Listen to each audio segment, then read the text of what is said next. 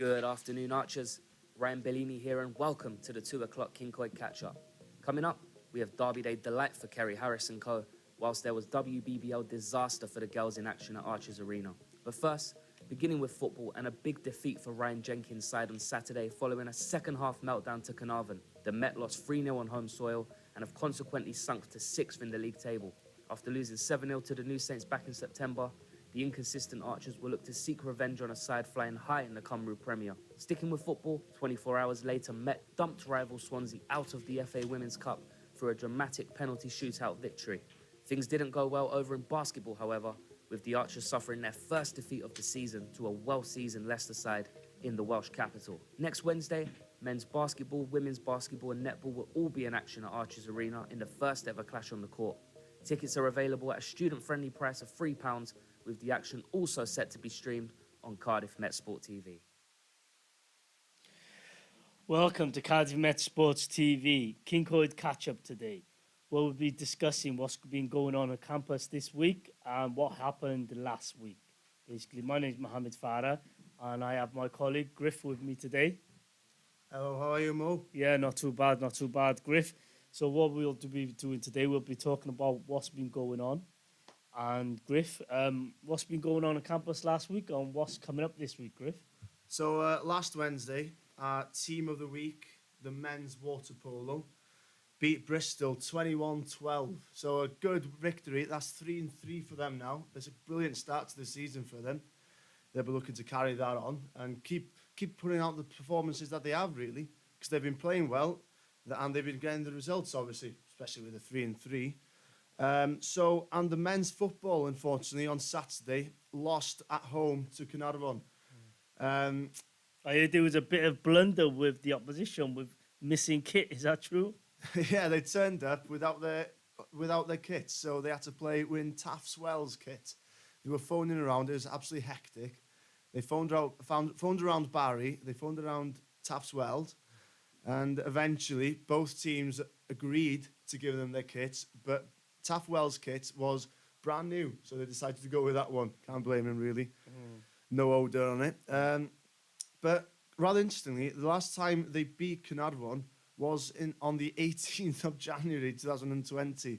So it's their 8th straight loss to the Covies. And they haven't drawn at all this year. They've won 6, lost 6, and now in 6th position in the league. So a lot of sixes for the Met. But the men's rugby on Saturday beat Beddau 37-29. So a good victory for them in the championship, going against a tough Beddau side. It's always tough going up there.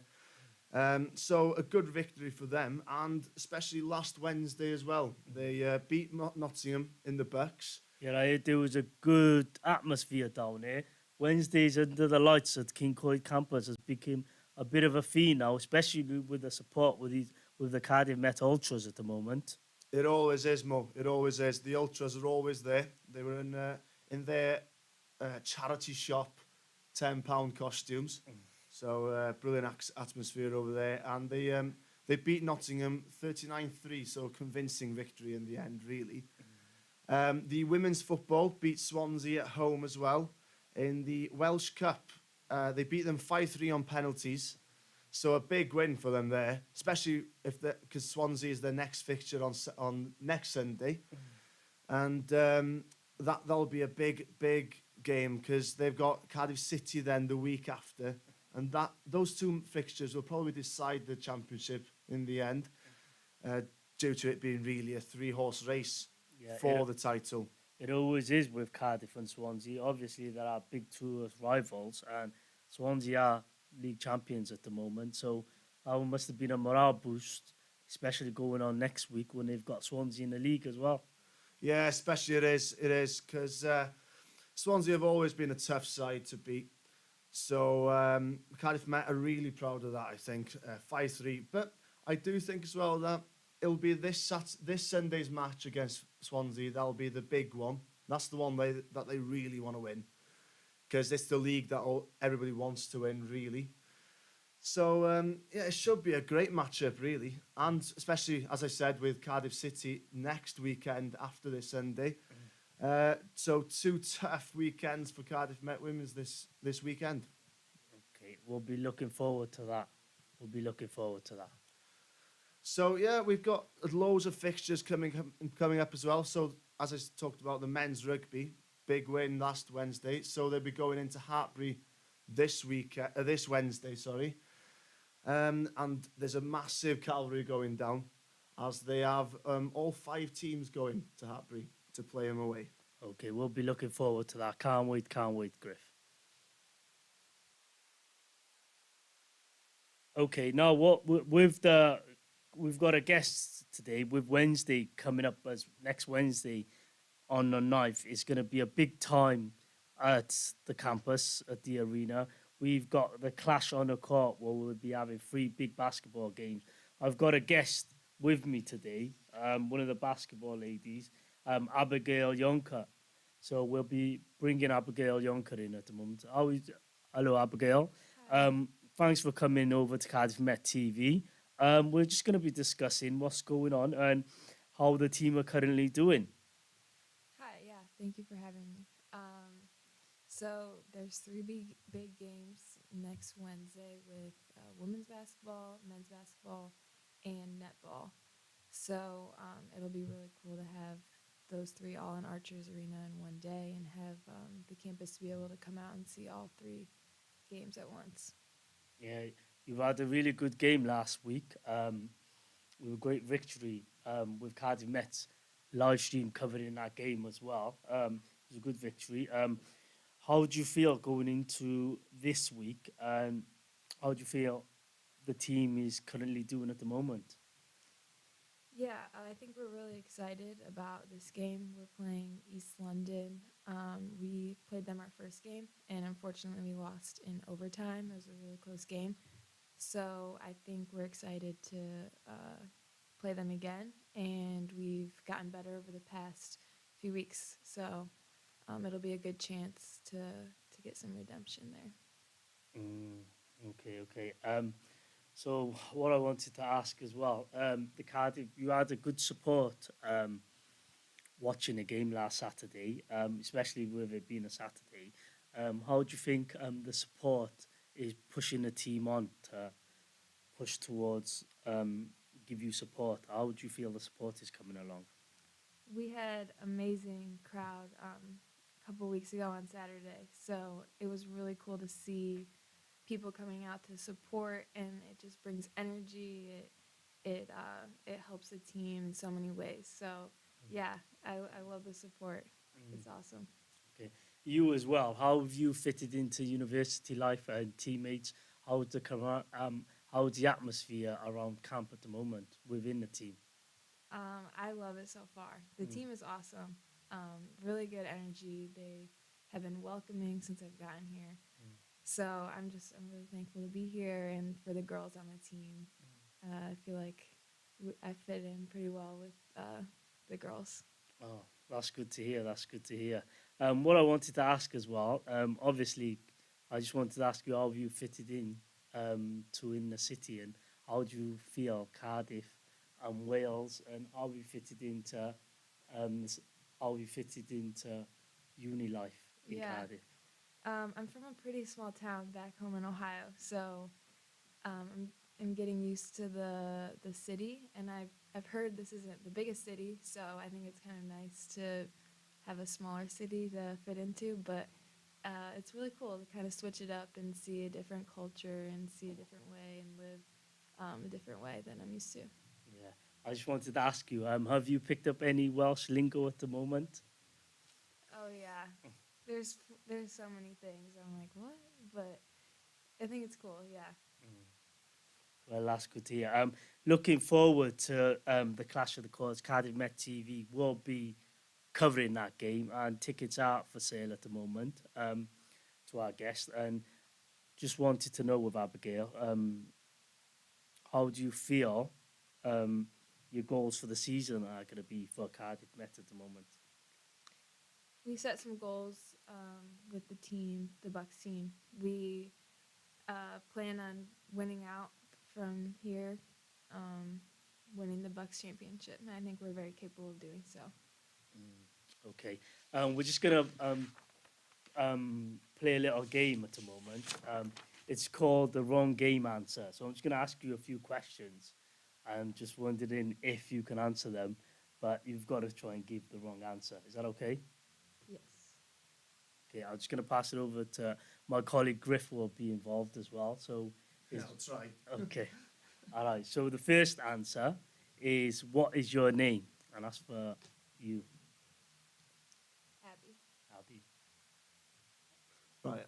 Is it wrong answers only, is it? Yeah, we just got to give the wrong Right, answer. okay. So what is your name? Um, uh, Joe. Over to you, our guest. Sarah. Okay. So the next question is, what is the capital of Wales? Bangor. London. Who? Oh, this would be a good one for you. Who is the president of the United States? I got Donald Trump. Barack Obama. Okay. And what are Shrek and Fiona? Um, um,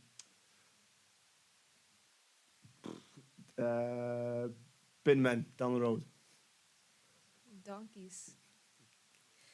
What are the colours in the Welsh flag? Blue, black, and orange. Pink and purple. Where is the best place to take somebody for a first date? A power plant. Their couch. And what should you wear for a job interview? One of those T-Rex outfits that are inflatable. Some sweats and a sweatshirt, probably. Okay, so that's done for our question for the wrong answers. Okay, we're going to be moving on. Thanks for our two guests there, Griff and Abigail. Thanks for our guest. So today is the 1st of November, which means the first day of Movember, which Cardiff students have to have a say. Movember is a leading charity changing the face of mental health, providing support for mental health and suicide prevention, prostate cancer and testicular cancer. Since 2003, Movember has helped over 1,250 men's health projects around the world, aiding research projects and challenging the status quo. Students at Cardiff Met are showing their support on why they are taking part. So why are you participating in Movember? I'm participating in Movember this year because it's a very important cause to raise awareness of testicular and prostate cancer in men and how the biggest killer of men under the age of 50 is still suicide. So it's about checking in on a bro and making sure your bros get checked. Just because of the way it advocates men's mental health specifically, and that the idea it's okay not to be okay. Right, yeah, I'm doing Movember this year just to raise awareness for men's health, specifically prostate cancer, testicular cancer, men's mental health, and suicide prevention. I think it's really important as of this generation for men to be able to speak about those sort of issues and those health problems. And the more awareness we can raise, the more people will know about it. So hopefully it'll help people in the future. I've lost a number of people in my life to these diseases, and my family have been affected by it as well. My dad's been a keen supporter of Movember for a number of years. He's now decided to just keep his beard instead of shaving it off every year. So I'm very pleased to be doing it for the first time myself this year. I'm more than happy to sacrifice my beard to try and grow a moustache. We'll see how it goes, but yeah, really happy to be taking part in this Movember. If you would like to donate to Movember, you should go on to Cardiff Met Sports TV website, and you can also donate via Twitter and our social media channels. Okay, so yeah, Movember is just an important month, and a lot of Cardiff Met students will be taking part on that. So, like like I said, yeah, just go on to our website, Cardiff Met Sports TV, and donate on Twitter and our social media channels. Thanks, Mo. In global sports news, England keep their hopes of a semi-final place alive in the T20 World Cup after handing New Zealand their first loss of the tournament. A score of 180 was too much to claw back for New Zealand, who fell short by 20 runs. It was a 100th international T20 appearance to remember for Jos Buttler, scoring 73 runs in 43 balls, becoming England's all-time leading run scorer in T20 internationals. In the Rugby League, England will have to tackle a high-flying Papua New Guinea side in order to progress to the World Cup semi-finals. The Papua New Guinea cohort will head into the clash with confidence after emphatically ending Wales's campaign with a 36-0 win. In the football, France's hopes of retaining the World Cup have taken a hit after it was confirmed they'll be without Paul Pogba. The Juventus man, who played a crucial role in lifting the trophy in 2018, is still recovering from tearing his meniscus in July. And finally, there's Champions League action tonight with Liverpool taking on Napoli at Anfield. The home side will be looking to avenge their 4-1 loss in the reverse fixture. Tottenham travel to Marseille needing victory to guarantee a spot in the last 16. That's all from us. Back to you in the studio. So, breakdown of the top news today in the cricket. We're going to be discussing a cricket with our guest Griff, our correspondent Griff. So, Griff, what's been going on with the daily sports this week? So it's been quite an exciting day of cricket, really. In the T20, England have won. They're on to the semi-finals after winning by 20 runs, scoring 179 for 6. So a good result for them. Just a good result for them, really, because they didn't look that promising with 179, in my opinion. I think they should have had more. But yeah, good outing, good innings for them there. So I'm moving on to the football. This might be a bit of a controversial topic for many. Noel Mooney has announced that at the FAW are planning to change Wales's name officially to Cymru.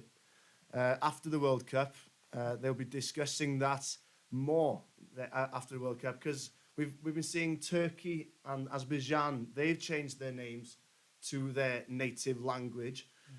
And it might be a very popular thing with the fans, but a lot of people do think as well that it's been Wales forever, and they're throwing away a bit of their history there by going away from Wales and going to Cymru, because I think the aim here is to push the language, to get a bit of identity into the team, because there's a massive Welsh identity around the FAW and the Welsh international team at the moment.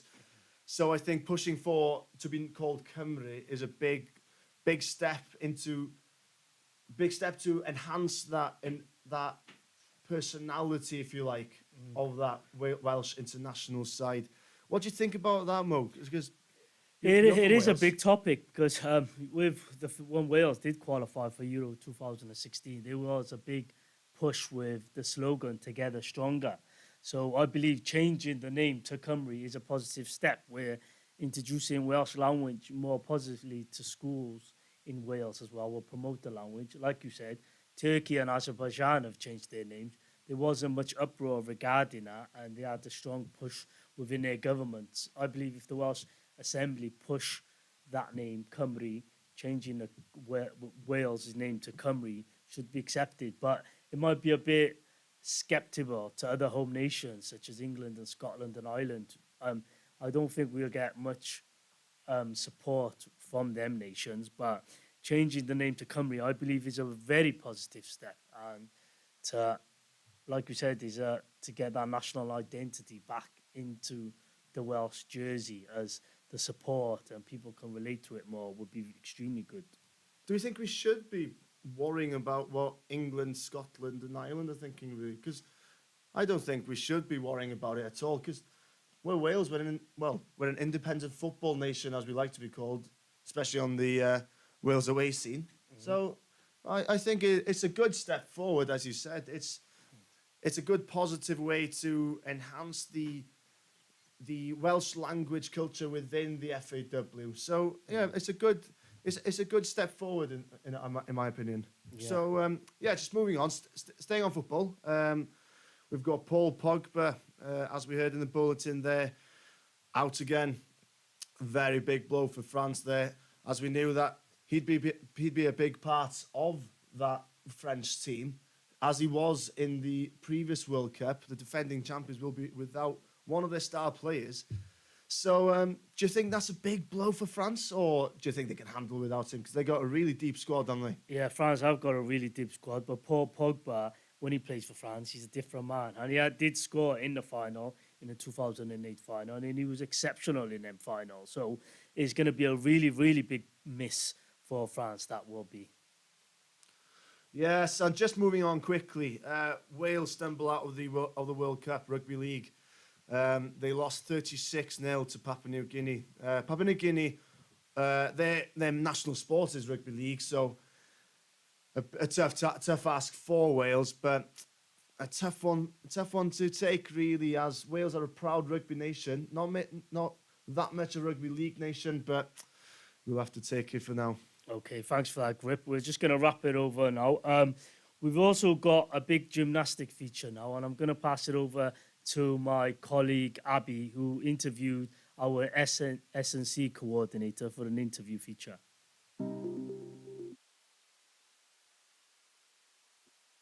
Join here with Cardiff Met Gymnastics S&C coordinator Rob. How did last season go for the team?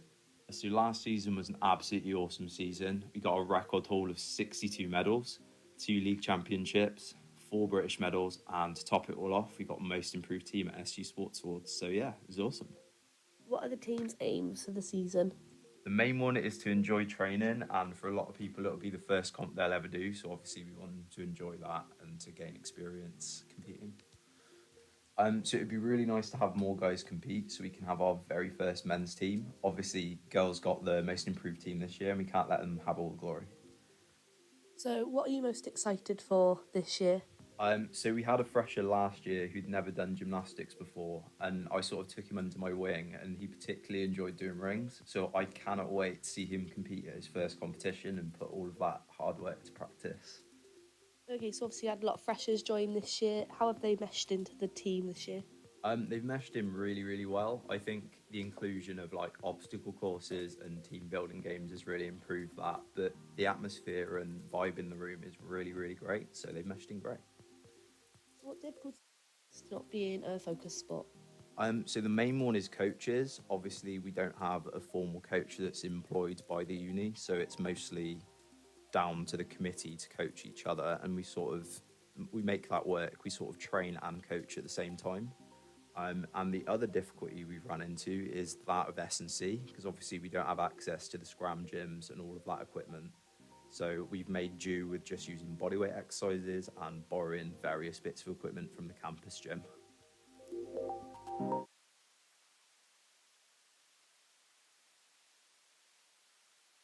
Okay, thank you for that, Abs, regarding the gymnastics, especially with the gymnastic championships, world championships going on at Liverpool at the moment. So now we're going to talk about the autumn internationals, especially with Wales squad being picked yesterday. I'm going to bring back in my colleague Griff, who's going to discuss the Welsh team. Griff, you've got the Welsh team up there. Is there any surprises in the selection, or especially with the game coming up on Saturday against New Zealand? So I've got my pick here, really. So I'm quite opinionated when it comes to the international rugby team. So I've gone for Rhys Priestland at 10. I think he should be picked. He's been playing well for Cardiff. He's been dictating play, and I think he'll be doing well against quite a raw New Zealand side at the moment that can't get their form going. So I think that his playmaking style will come into that a lot, and we've got the man on fire, Lewis Rees-Zammit, who's been playing excellently so far. A try and an assist in Gloucester's match last weekend. So he's coming into these autumn internationals on fire, really, and I back him to do well, especially against big sides like New Zealand. I think he'll step up to the mark. He'll be ready for it, and the likes of Josh Adams as well. We were looking for him, the ever reliable Josh Adams, to perform against New Zealand, against Australia on the 26th.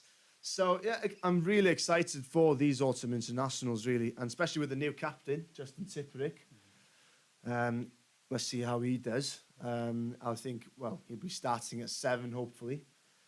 So yeah, I'm expecting a lot from this Wales side. I'll certainly be hoping for a Wales win. But I've got a few questions for you, Mo, regarding the match against New Zealand. Okay, fire So away. I've got 3 questions for you, right? So can you tell me, when was the last time Wales beat the All Blacks? The last time Wales beat the All Blacks, it's been a long, long time ago. I believe it's 1952 or 53. Oh, well, that's gone out the window. Yeah, you're spot on. 1953. Right? You knew that. You definitely knew that beforehand. So, how many games have they lost on the bounce? I believe Wales or New Zealand, Griff. Wales. Wales have lost, was it 4? Against New Zealand, this is now. Against New Zealand. So, how many games have they lost against New Zealand on the bounce? I believe they lost about 7 on a bounce. 7? You're way off. 32. Well, that's really surprising. So, you're way off. So, last question. In 1953, what was the score? When Wales beat New Zealand in 1953, I think the score... I got 3 options for you if you want. Yes, Do you go want on. the 3 options? Yes, go on. So, we've got A, 24-21, B, 5-3, or C, 13-8. I believe 13-8. Oh, you got that spot on as well. All right. So you got 2 out of 3. Well done, Mo. Okay. I was quite impressed with that 1953 with the dates. You're doing well there, to be fair. Thank you. Especially at in our show, King Coy Catch Up, with the cost of living, we're going to be discussing the autumn ticket prices. I believe they're ridiculously expensive, Griff. What do you think of them? They are ridiculously expensive, Mo. It's a bit of a farce, to be honest with you, especially again with these big matches for New Zealand and Australia. The ticket prices are through the roof. It depends, obviously, what type of ticket do you want. The prices vary, but they're double the price of, say, a Welsh football international match. They're double that. So it is a spectacle to come down to Cardiff on a match day, especially with these big matches against New Zealand, Australia, the England matches. But they still don't justify the ridiculous ticket prices. Yeah, they're having problems here with people coming to the matches, especially in the URC, with the Ospreys, the Dragons, Scarlets, and now they're expecting people to pay to burn through their pockets for money just to get the team, just to go watch their international side. And as a small country of 3 million people, I don't think we deserve that, especially as a massively passionate country. So, yeah, I think the WRU are skinning us there a bit. Okay, we'll move on. Griff, what are the fixtures we got in Kincoid campus this week? Because Wednesday's Bucks week, so we'll just discuss what fixtures we've got left this week on campus. So I've already talked about the away fixtures against Hartpury. So we've got 5 teams going down to Hartpury. So we've got 1, 2, 3, and the 4ths of the men's, and then the women's first as well. So that'll be a massive spectacle at Hartpury. Obviously, brilliant facilities over there. But on campus, we've got the netball first, playing against Cardiff Uni first. So a local derby there. That'll be in the Archers Arena at 4:30 p.m. Okay, then. Thanks for that, Griff. Well, thanks for everybody for tuning in to Cardiff Met Sports TV at Catch Up Kincoid. And make sure you support the Archers in all the games on campus this week.